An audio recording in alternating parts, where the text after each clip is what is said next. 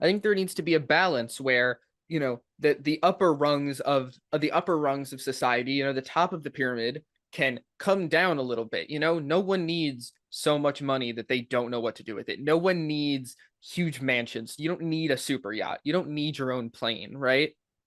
These multi-trillionaires don't need to have that level of money. And then the poorest of the poor people don't need to be in that position.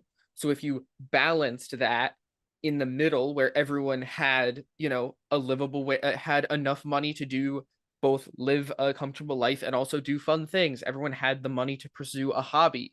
You had the time to spend time with a family. You had, a place that you can do that locational wise. You know what I mean? There are huge parts of cities. I mean, look at Philadelphia. It's just there are very few parts of Philadelphia now that are, safe, both from, obviously from the drug epidemic and things like that, but just because of the socioeconomical way that the country and that Philadelphia is collapsing, because it's collapsing down to the lower level. The pyramid is collapsing down. It's not collapsing up.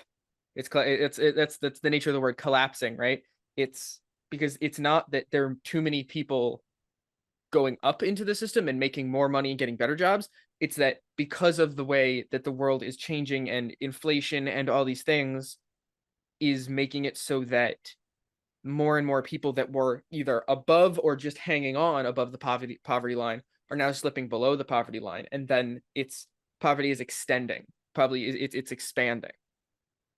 Well, you see that there's these cash rob and grab gangs who are stealing in California and Los Angeles, who are going into Nordstrom and Macy's and just cash and grab, smash and grab, and are stealing things and run away with $300,000 or $500,000 worth of merchandise. I mean, these are people. This is an anarchy. This is mutiny. Right.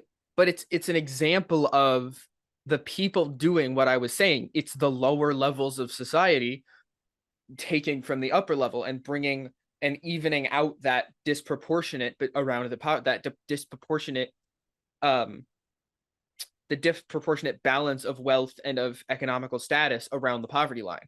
Now, that's not necessarily the two places that should be switching, but it's an example of that, right? People that are shopping at Macy's and Nordstrom Rack probably don't necessarily have to commit crimes and have to struggle for money.